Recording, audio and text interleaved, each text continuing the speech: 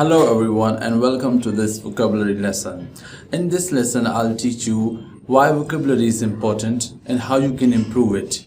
What are some of the resources, websites and dictionaries that you can use to improve your vocabulary. So keep watching.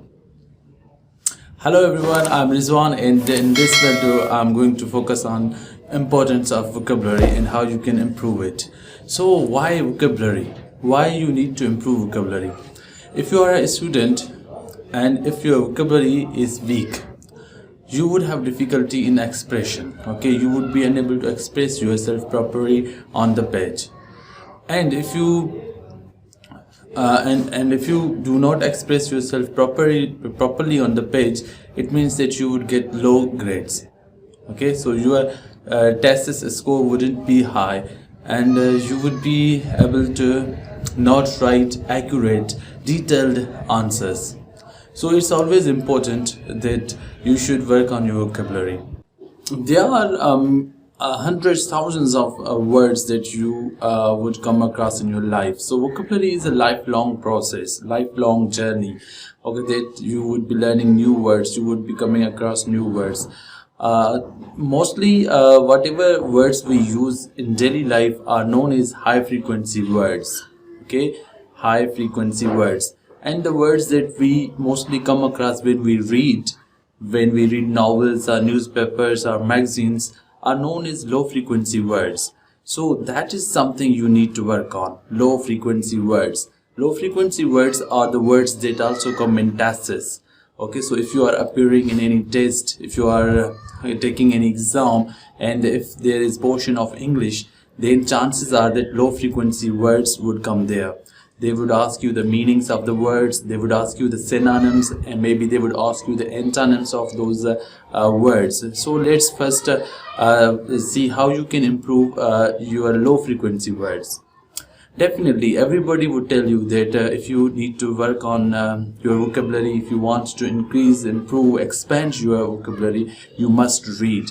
That's true.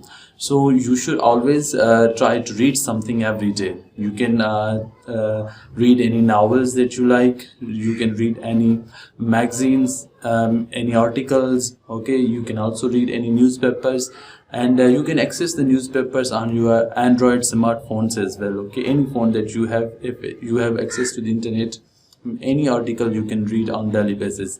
So once you come across any word, you need to highlight that word. Okay, highlight it, note it down in your copy, in your register, or you can note it on your phone, notebook. Okay, the next step is that now you need to learn that word. Okay, so here I must tell you what's learning. Learning is bringing a change.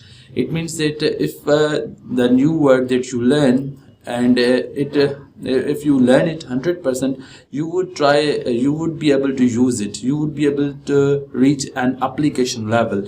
When you reach an application level, you make use of the new word that you learn. So that's true learning. Learning meaning bringing a permanent change. Okay, if that word you don't learn 100%, it wouldn't retain in your mind, and chances are that you won't reach the application level, meaning you won't be able to use that word in your own writing, in your own speaking. Okay, so I would tell you how you can learn the word 100%. Now let's proceed. So first of all, when you come across a new word while reading, or maybe while watching any movie, or maybe watching any program or show, whatever new words that you come across, you should make a list of those words. Keep noting those words whenever you are reading, whenever you are watching any television show or movie. So if you come across a new word, take it, note it down on your copy, or note it down in your register. So once you have noted it down, the second step is that first of all, try not to learn its meaning. Why? Because meaning is the second step. Now try to learn its proper pronunciation. Okay, learn how this word is uttered, how this word is pronounced. So you should first try to learn and the pronunciation of any new word that you come across. Now to learn the pronunciation, you can use any smartphone, and if you have a dictionary, then you can if you have dictionary on your smartphone, then you can use the sounds. Okay, there is Ajos on the dictionaries. There are many dictionaries. I would, in my coming lesson, I would tell you what are some of the dictionaries that I personally use, and they have Ajo system. Okay, so once you click on the speaker icon, it will tell you the pronunciation. Now, if you don't have any smartphone, or if you don't have any dictionary that has audio system, okay, that can read to you the pronunciation of any word, then what you need to do, if you have a hard copy, big dictionaries, paper dictionaries, then there is a system of learning the pronunciation of new words. If you just open up, if you just take any advanced learners dictionary, say Oxford Advanced Learners Dictionary or Cambridge Advanced Learners Dictionaries, then you would see that there is a meaning of the word first. Not the meaning, sorry. There is a word, a new word, then right after in slashes, okay, right after in slashes, there would be the pronunciation of that word, and then later on it would be the meaning. So first there would be the word, and right after the word in slashes, there would be the pronunciation of that word. Now when you talk about pronunciation, I must tell you that the pronunciation that dictionaries have in slashes, it uses IPA, International Phonetic Alphabet. Now this is a sounding system. Now here I must tell you that in English language there are 26 letters. Letters represent sound. All alphabet letters represent sound. But in fact in English language there are 44 sounds. Now when these single letters of the alphabet, they join together with other letters, they create another sound. So how to represent these 44 sounds?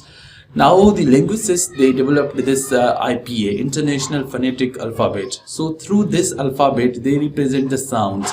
So there would be strange signs that you might see in IPA, International Phonetic Alphabet, in slashes, okay, where there is the pronunciation of the word. If you are not familiar with that, I would recommend highly that you should first try to learn these symbols, the sounds of the English language, because when you speak, you need sounds. So pronunciation depends on sounds. So you first learn the sounds properly, and then you would be able to read that pronunciation in the dictionaries, in the slashes properly. You would understand the pronunciation properly. So if you there are even dictionaries which do not use IPA, International Phonetic Alphabet, but they use the standard these letter symbols of the English alphabet, 26 letters, and they try to make use of these, and they represent the pronunciation. So you would whatever dictionary you have, you should see after the word there would be the pronunciation. I would also show you in the dictionaries that I have how they represent the pronunciation of any sound. So first of all, once you work on the pronunciation of any word, you know the pronunciation, and try to learn the pronunciation in a proper way, and also focus on the proper stress. Now there are two kinds of stress: primary stress and secondary stress. Now you would see a kind of sample like this, okay, a kind of sample like this in your dictionaries, which would represent stress, okay.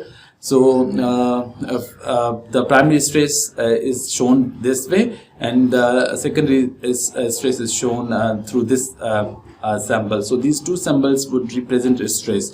Now stress, you would also know that what's stress. It's a kind of emphasis, okay. So the words are made up of syllables. So which syllable has the highest stress, has the emphasis on it when you say? For example, if I say the word teacher, now teacher, now there are two syllables in this, but one of the syllable would be pronounced higher, at a stronger pitch, okay, with more emphasis than the other. So teacher, so emphasis is on the first syllable, teacher. So now the second step is you should learn the meaning from the dictionary, and you should use the Advanced Learners Dictionary. Now there are many dictionaries. There are many dictionaries, but always try to use advanced learners dictionaries, because they are the most advanced dictionaries, and mostly all of mostly most of the words are there. But if you have a simple dictionary, then chances are that you won't find low frequency words in that dictionary. So now when you learn the meaning of the word through the dictionary, now there are types of dictionaries also. So you might come across thesaurus, which focuses on synonyms and antonyms. Okay, so don't use a thesaurus at the beginning stage, okay, because words have contexts, words have certain connotations. So the thesaurus dictionary would only teach you the words related to that word that you are trying to learn, but chances are that you won't understand the contexts, the connotations of all words of the word 100% when you are using a thesaurus. So try to keep thesaurus aside, and it would be your second step when you want to learn more words like the word you are trying to find. Then you would use the thesaurus. Now advanced learners dictionaries, they would teach you the 100% meaning, and sometimes one word has different other meanings. So the dictionary would tell you not only the first meaning, the second and the third meaning of that word. Now once you are learning the word, try to understand its contexts.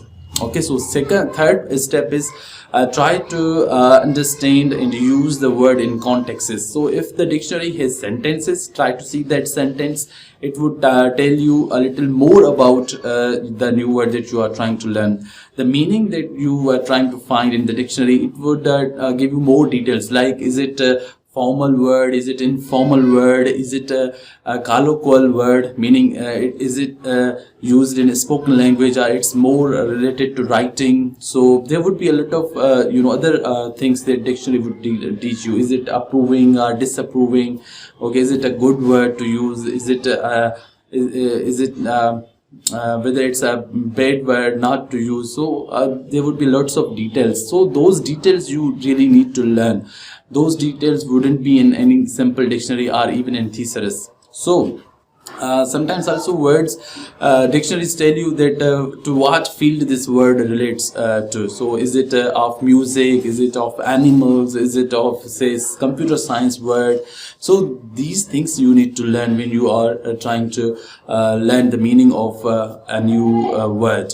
Okay, now the fourth step is application level. Now once you learn the pronunciation, you learn the meaning, you learn the contexts. Now here I must tell you that you can use certain tools which would help you learn the word through contexts. Now I would also share a dictionary which would help you find the videos and that clips where that word is used. Okay, so keep watching. In my next lesson I will share that dictionary where you can read. And I would also tell you that there are even a lot of websites which focus on contexts.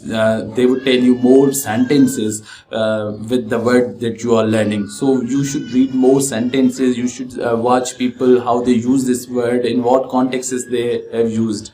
Then this word would be part of your vocabulary. You would retain that word in your mind. So now the fourth step is application level. The learning level, meaning the permanent change that you bring in your mind, in your dictionary. Now you would be able to use that word in your daily life, in your writing. Okay, so whenever you have say a high frequency word for that, try to replace that high frequency word with that low frequency word that you have learned. Okay, so that's all you need to do to learn a new word. Now I would tell you in my second video what are some of the dictionaries that I personally use when I come across a new word. Thank you for watching, and if you haven't subscribed to my channel, please don't forget to subscribe it, hit the like button, and in comments do tell me what you want to know more about vocabulary. Thank you for watching. I'll meet you in next video.